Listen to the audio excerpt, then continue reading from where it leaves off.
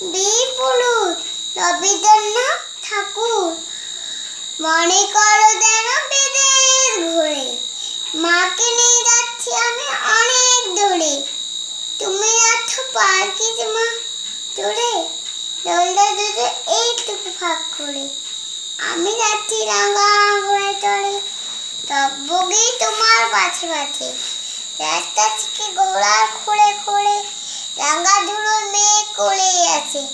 সন্ধে হলো চুল দুল আমি পাতে, এলেন যেন দৌড়া দিগির মাঠে।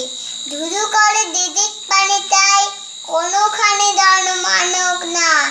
তুমি জানো আভোর মরে তাই, ভয় পেয়েছো ভাবছো এলেন কোথা।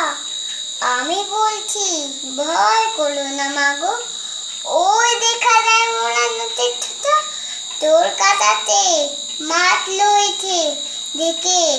মাঠখানেতে পথ গিয়েছে বেঁকে, গরু পাথর নেই কোনখানে।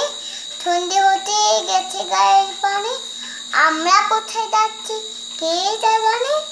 অন্ধকারে দেখা যায় না ভালো, তুমি যেন বললে আমায় দেখে। দিঘির ধারে ওই দিকে ছিলালো এমন সময় হারে রে, ওই দিকালা আসতে ডাক ছেলে। তুমি ভয় পালকিতে এক কোণে, ঠাকুর দেবতা ধন্য করতে বলে ভ্যার গরু পাথের কাটা বনে। পালকি ছেলে কাঁপছে থর থর, আমি যেন তোমায় বলছি দেখে।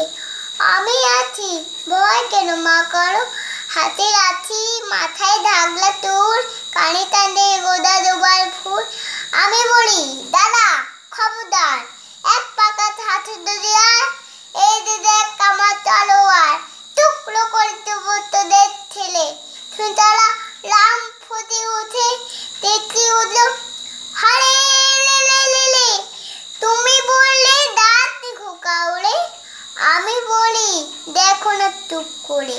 ছুটে ঘোড়া গেলেন তাদের মাঝে, ধায় তোলা ধন ধনের বাদে।